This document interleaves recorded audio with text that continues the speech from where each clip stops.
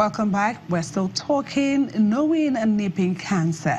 If you have any question, you want to join us in this discussion, you have a comment, you can call us on 0805 468 3514, 0805 468 3514, or send us a tweet at CTV_YomiO. So, Doctor, before we went on that break, you were talking about the pre-cancer stage. Yeah. It doesn't just go to full-blown cancer. So let's talk about the screening. Yeah. So you have HPV infection first, then some may develop the pre-cancer. Not everybody that gets in. If you have persistent infection with the high-risk HPV types, you get the pre-cancer. The pre-cancer can be detected by screening. Now, when you treat, if you detect the pre-cancer and you treat the pre-cancer, then it prevents you from getting what you call the invasive, the full-blown cancer. You know, so there are a lot of screening methods, cytology, HPV testing, and all those, you know, VIA. There are many screening methods for detecting the pre-cancer stage. So when you detect, so this cancer, like I tell everybody, is giving us time to prevent it. You can prevent the acquisition of the HPV by the vaccine. You can prevent detect the pre-cancer stage, treat it, and prevent the development of the full-blown cancer. So when you see a woman with full-blown cancer, it's really sad because, you know, this is one of the preventable cancers that we have. One of them, yeah. Okay, so let's talk about the screening more. How often should a woman screen for cervical cancer, and who should go for the screening? What age range? Well, I would say from 25 years upwards, you should start if you are sexually active. You know, when I say sexually active, I mean you've had sex before. You know, that's vaginal sex, if you've had it before, not somebody that is having sex every day, you know. But if you are sexually active, you should start, you know, screening around 25, age of 25 and upwards. So in a year, how many times? No, I mean, if you are screened and you are negative, you can go for 3 years.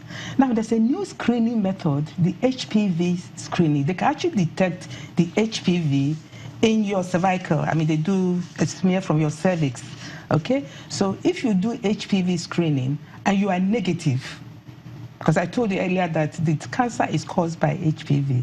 So if you do HPV screening and you are negative, you can actually wait for another 5 years before going for another screening. And then the vaccine? Oh, the vaccine is actually, anybody can take the vaccine, I just want to, you know. But then if you say anybody? Yes, every woman. But what I say is, for cost effectiveness of it, it's usually given to girls between the age of 9 and 13.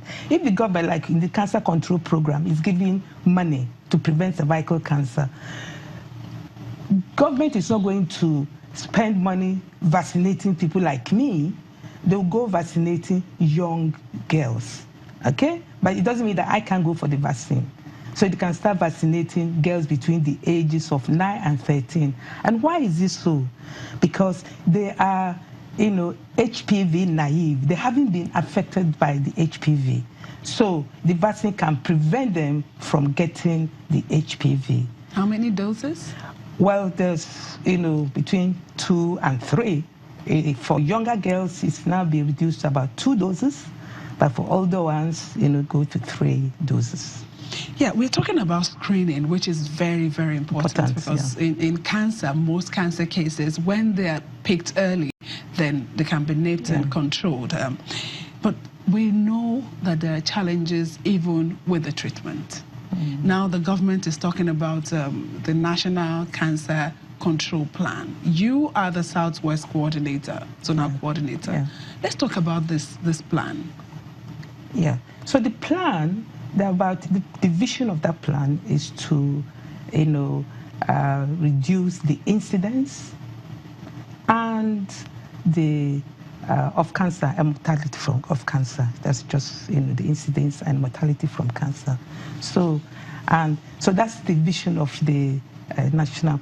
And then under it we have about 7 goals. One of them is prevention.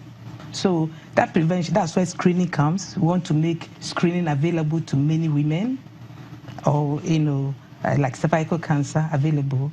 And then we have the treatment. We have to make treatment available to most. Then the third goal is about palliative. The third goal is about palliative care. And the third goal is about palliative care. That is, those that have cancer, not just cancer patients, but their relations. How do we help them?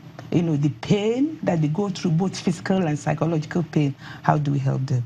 Then the fourth one is awareness. Because there's awareness of cancer is very low, especially knowledge at all levels. So improve the awareness of the disease. And then the fourth goal, I think the fifth goal is data management. I talked about, we have to collect data. So the control, the cancer control plan is also looking into, getting data, having national, population-based cancer registries to get the data so that then the sixth one is about supply chain. How do we get, drugs, equipment, to get to cancer patients, so make drugs like, we use radiotherapy machines. How are you going to get radiotherapy machines, more radiotherapy machines for this country? So that's, and I just want to add here that, the government, in the next 12 months, we may have between 10 and 18 radiotherapy machines. Because as we speak, maybe like 2. Yes, but just now, in the country. But then it's coming. There's hope, because 10 to 18, it's still not enough, but at least it's from what we have, it's going to, new ones are coming. Mm-hmm. And then the other one is, how do we get the government into it? So we're going to push the bill for the establishment of National Cancer,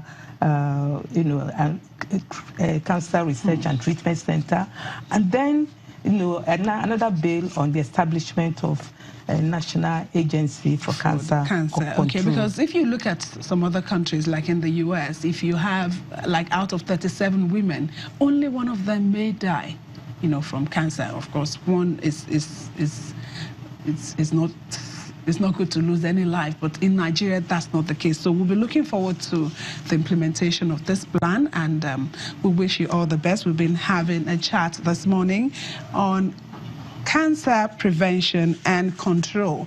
Our guest has been Professor Rose Anolu, who is a consultant obstetrics and gynecologist and the Southwest coordinator of the National Cancer Control Program.